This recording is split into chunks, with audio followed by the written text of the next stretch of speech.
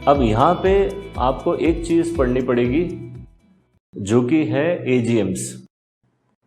Factor analysis के अंदर एक पार्ट होता है कंपनी एनालिसिस, और कंपनी एनालिसिस के अंदर हमने पीएनएल पढ़ा हुआ है, Q2Q एनालिसिस जिसको बोलते हैं। तो मैक्सिमम लोग क्या कर रहे हैं, सिर्फ Q2Q देख रहे हैं, लेकिन मैनेजमेंट क्या बोल रहा है ये नहीं सुन रहे। तो अज्यूम करिए आप दुकान खरीद रहे हैं और दुकान का मालिक खुद बोल रहा है कि भाई रॉ मटेरियल का कॉस्ट बहुत बढ़ गया और धंधे में भी पैसा नहीं है, तो आप इस बात को अनदेखा करेंगे क्या? नहीं ना। तो पॉइंट क्या है कि आपने सुनना तो चाहिए, और जब वो बोलता है तो आपको पहले तो पता नहीं है वो कब बोल रहा है, और जब वो बोल भी दिया तो आपके पास समय नहीं है सुनने के लिए। तो ये जो कमेंट्री है इसको बोलते हैं एजीएम। अब ये जो हर 3 महीने में रिजल्ट आ रहा है ना, तो वो कंपनी के जो हेड्स हैं, मतलब टॉप हेड्स, ये लोग एक कॉन कॉल करते हैं, कॉन्फ्रेंस होती है, और उसमें इंस्टीट्यूशंस के लोग इनसे सवाल पूछ रहे हैं। पहले तो ये प्रेजेंटेशन देते हैं और उसके बाद कुछ लोग इनसे सवाल पूछते हैं। अब आपको ये पता होना चाहिए कि ये क्या बोल रहे हैं और क्या सवाल पूछा जा रहा है इनसे। इससे आपको एक व्यू मिलेगा आगे कंपनी का, और इसी को बोलते हैं एजीएम्स। ये हर क्वार्टर में दिया जाता है। तो जब आप जाते हैं अपने स्टॉक के ऊपर ट्रेंड लाइन में, और इसकी जब आप Q2Q देखते हैं, तो Q2Q में ही नीचे आपको एक सेक्शन दिखेगा जहां पे आप एजीएम सुन सकते हैं। Sounds good? तो मैं आपको अभी HUL की एजीएम अभी सुनाता हूं। ये दिख रहा है अर्निंग्स ट्रांसक्रिप्ट्स। इसमें एक यूट्यूब जैसा एक प्ले वाला बटन दिया हुआ है, इसको सिर्फ सुनिए थोड़ी देर के लिए। We're a company of brands and people with a clear purpose to make sustainable living commonplace. One of the biggest challenges that all of us face is that of plastic waste. Plastic is a very versatile packaging medium that helps us get our products to consumers safely and efficiently. Quickly recovered from the shocks of the previous 2 days has made the environment more challenging. COVID cases are rising, and it is a reminder for all of us that the pandemic is not yet over. We should definitely not, and resilience of our business positions us well. We will continue to manage our business with agility, take all steps required to protect our business model, and expand our consumer franchise while maintaining our margins in our healthy range. आया समझ में? अब ये क्या बोला जा रहा है इसमें अभी फिलहाल के लिए इतना ध्यान मत दीजिए, क्योंकि अभी आपको मैंने सिर्फ एक उसका ग्लांस दिया है। बेसिकली हो क्या रहा है, रिजल्ट आया तो स्कूल में नहीं बच्चे को बुला लेते हैं माँ बाप के साथ, और टीचर्स बोलते हैं बताओ रिजल्ट कम क्यों आया, रिजल्ट अच्छा क्यों आया, और माँ बाप भी सुन रहे। तो माँ बाप बेसिकली वो एनालिस्ट है, और वो बच्चा कौन है, कंपनी। तो बच्चा है ना बता रहा है कि भाई देखो मेरी है ना ऐसी परफॉर्मेंस ऐसी हुई थी, सेल्स क्यों गिरी, रॉ मटेरियल की क्या कहानी है, और अगले केस में क्या होने वाला है, आगे मैं क्या देख रहा हूँ, वो पहले से बता देगा आपको कि देखो भाई अभी इन्फ्लेशन ज़्यादा है, प्रेशर होने वाला है, रॉ मटेरियल के कॉस्ट बढ़ रहे हैं।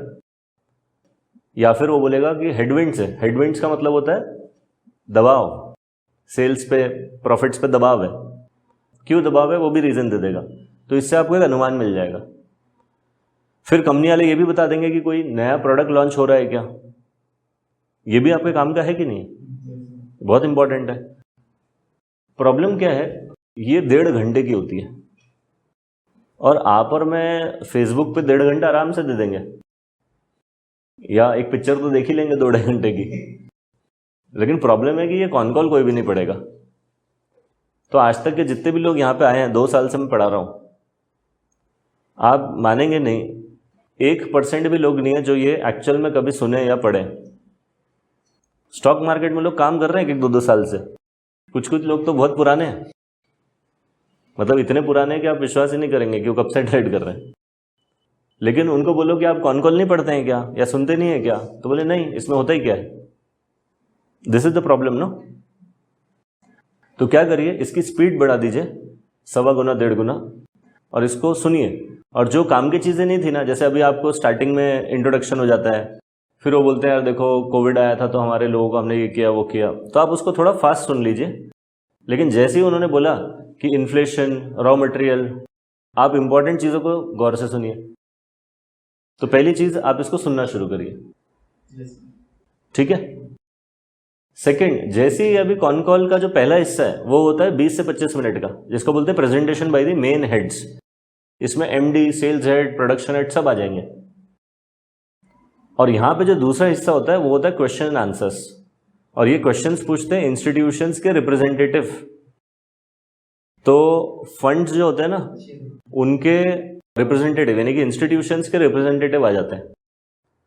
तो अभी आप देखना आगे कहीं सवाल जवाब जैसी चीज आपको सुनाई में आएगी, तो वो भी सुनिए अभी। The strength of our brand, the brand power, what we call capability.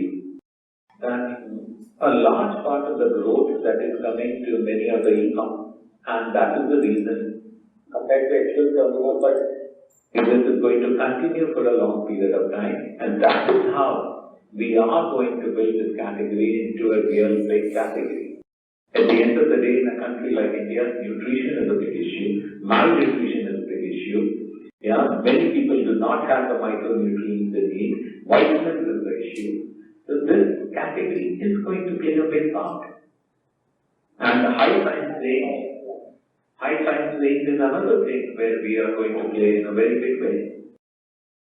So thanks for that. And my next question was just related to the previous answer you gave on e-commerce. So my point is that your turnover of the digital brands are quite small compared to actual turnover, but they are all in those categories which you consider categories of the future. And a lot of the incremental turnover in those categories is going to come through the bank and the other e-com platform.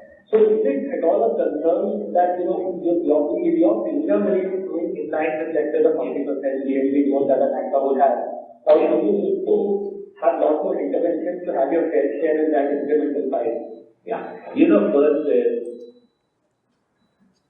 आया समझ में क्या हो रहा है यहाँ पे? जो सवाल जो बंदा पूछ रहा है वो भी तो इंपॉर्टेंट है। अभी फिलहाल के लिए आपने शायद से ध्यान नहीं दिया होगा कि क्या सवाल पूछा गया है, क्योंकि आपको शायद से अभी वो उतना ले नहीं है। तो बेसिकली ये पूछ रहे हैं कि भाई जो प्लेटफॉर्म्स आ रहे हैं अभी ई कॉमर्स, वो आप उसमें कैसे ट्रांजेक्शन लेके आओगे खुद का, जैसे इनका खुद का है वैसे। तो बहुत सारी चीज़ें होती है, जैसे डिस्ट्रीब्यूशन का इशू हो गया था अभी महाराष्ट्र में HUL और कोलपैल का। तो ये एक बड़ा इशू था, जिन्होंने अभी डिस्ट्रीब्यूशन नेटवर्क जिनका होता है उन्होंने बोले कि हम लेंगे नहीं तुम्हारा माल, बेचेंगे ही नहीं। तो फिर कंपनी ने उनका सेटलमेंट कर दिया। तो ये सारे चैलेंजेस होते हैं बिजनेस में, और ये सब डिस्कस किए जा रहे होते हैं यहाँ पे। तो ये आपको नहीं लगता बहुत इंपॉर्टेंट है? तो मेन टाइम आपने कहाँ देना चाहिए? यही चीज में। लेकिन हम मेन समय कहाँ दे रहे हैं? हम लोग चार्ट ही देखते बैठ रहे हैं। और एक बार जब चार्ट आपके सपोर्ट जोन में आ गया तो आपके देखने से थोड़ी वो ऊपर चले जाएगा इमीडिएटली। और नेचुरली अगर वो रेजिस्टेंस जोन में है और आप बोल रहे हैं कि सपोर्ट पे ही लूंगा, तो हो सकता है ना 3 से 4 महीने ले आने के लिए। तो कायदे से आपने मैक्सिमम समय देना चाहिए इंफॉर्मेशन इकट्ठा करने में कि बिजनेस कैसा है, हेल्थ कैसी है, ग्रोथ कैसी है। अनफॉर्चुनेटली यहाँ पे हम लोग क्या कर रहे हैं, रिटेलर्स, हम लोग डेली चार्ट्स को देखते जा रहे हैं जैसे हमारे देखने से वो कुछ चेंज हो जाएगा। और वहाँ पे हम सिर्फ देख नहीं रहे, हम लोग इमोशनली एक राइड में जा रहे हैं, कभी खुशी कभी गम। और यही कभी खुशी कभी गम 1-2 बार हो जाए तो आदमी का पेशेंस खत्म हो गया ना। और यही तो रूट कॉज है आपके फेलियर का। अब जिन लोगों ने ट्रेड किया हुआ है पहले, वो लोग समझ पाएंगे कि बार बार देखना ही प्रॉब्लम है, क्योंकि आप इमोशनली डिटैच नहीं कर पा रहे अपने आप को। क्योंकि ये पैसा है ना, पैसे को आप लाइव देख रहे हैं, प्रॉफिट हो रहा है, लॉस हो रहा है, तो आप उससे डिटैच हो ही नहीं पाते। तो तकलीफ ये है कि यहाँ पे अगर आपने रूल बेस्ड ट्रेडिंग नहीं करी तो फिर आप फंसेंगे। तो मैं पर्सनली क्या सजेस्ट करूंगा आपको कि 80% जो समय होता है हमारा, वो हमने इंफॉर्मेशन यानी कि फैक्टर एनालिसिस और AGM कॉल्स के ऊपर डालनी चाहिए। और जो 20% समय होता है वो हमारा वन टाइम एफर्ट होता है। जैसे चार्ट पे जाके आपने जोन बना दिया, एक बार P देख लिया, Q2Q देख लिया, अब तो 90 दिन के लिए कुछ होने नहीं वाला। तो चार्ट पे भी जो आपने काम किया ये भी स्टैटिक हो गया ना, और Q2Q भी स्टैटिक होगी 3 महीने के लिए। तो बाकी समय आप क्या करेंगे? आप इंफॉर्मेशन इकट्ठा करेंगे, क्योंकि हर एक स्टॉक तो आपका ऑप्शन चेन में है नहीं। डेरिवेटिव में मात्र 150 स्टॉक है, उसमें से भी 50-40 स्टॉक एक्टिव है ऑप्शन में। तो फिलहाल के लिए अगर आप ऑप्शन चेन एनालिसिस को सेपरेट गिन ले, अलग रख दें उसको, सिर्फ चार्ट और वैल्यूएशन ही देखे तो आपका काम कितना है फिर? हार्डली 20% भी तो नहीं है। तो मेन 80% का समय जाना चाहिए पढ़ाई करने में, किताब पढ़ने में, आर्टिकल्स पढ़ने में, एजीएम सुनने में, एनालिसिस कैसे करते हैं भाई उसका, फोरकास्टिंग कैसे करते हैं, ये सब सुनने में। बट प्रॉब्लम क्या है कि जितने भी लोग रिटेलर्स हैं वो लोग सुबह सुबह 9:15 बजे मार्केट ओपन होते साथ ही चार्ट पे बैठ जाते जाके। तो यही आपको चेंज करना है और इसीलिए आपको समय की बचत करनी है। तो जब मैं आपको बोलता हूँ समय की बचत करनी है तो जैसे आपको एक अनुमान, जैसे मैं देखता हूँ 100 stocks on a daily basis, तो अगर मैं आपको बोलूँ जाओ 100 स्टॉक देखो तो आप तो बोलेंगे ना भाई मेरा 2 घंटा तो गया। बट वैसा है नहीं, 100 स्टॉक के लिए मैं से 10 से 15 मिनट देता हूँ because I am using my charting system. तो वो मेरा फटफट मुझे चार्ट्स बता देता है क्योंकि मेरी speed of changing the chart बढ़ जाती है। ये मैं अपने डीमैट में नहीं कर पाता हूँ।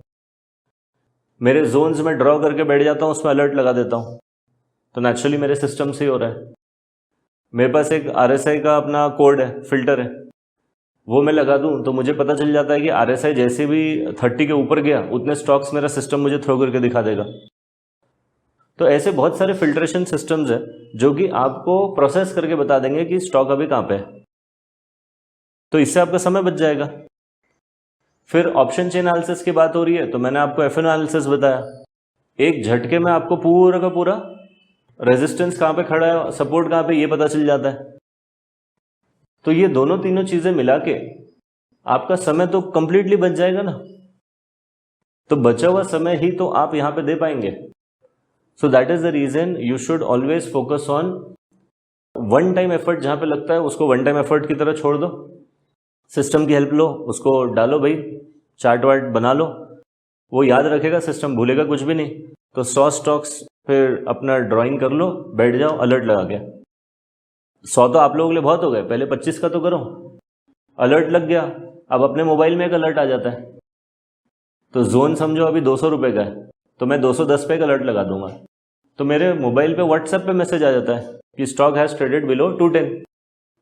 तो मुझे पता चल गया ना कि भाई अभी 200 के आसपास आ गया। अब मैं उसको अलर्ट होके देखना शुरू करूंगा। तो मैं एक्टिव कब होऊंगा स्टॉक में? जब अलर्ट आएगा। और मुझे थोड़ी पता कब अलर्ट आने वाला है, तो मैं अपना बाकी का काम कर पाऊंगा ना। तो ये बहुत इंपॉर्टेंट है। Sounds good? तो मैं आपको सिस्टम्स भी दिखाऊंगा अभी थोड़ी देर में, बट आप ये समझिए कि सिस्टम का काम होता है एनालिसिस का समय कम करना, और इवेंचुअली आपका जो समय बच रहा है वही क्वालिटी समय आप डालेंगे अपने फैक्टर एनालिसिस में। That is the whole story. So देखिए, अभी हमने फैक्टर एनालिसिस पढ़ लिया, हमने ये देख लिया कि हमारा ध्यान जाना चाहिए एजीएम्स में अपार्ट फ्रॉम फैक्टर एनालिसिस, जो बहुत इंपॉर्टेंट होता है। ऊपर हम मोटा मोटा ये समझ चुके हैं कि चार्ट, वैल्यूएशन, ऑप्शन चेन कैसे यूज करते हैं, राइट। इमोशंस और मनी, ये भी हमको पता है। तो हमारा जो चक्र है ना, ये पूरा का पूरा अभी कंप्लीट हो चुका है। Sounds good? सबसे पहले chart, valuation, option chain analysis, factor analysis, जिसके अंदर एजीएम भी आ गया, और icing on the cake is emotional management और money management. Are we good with this? Perfect.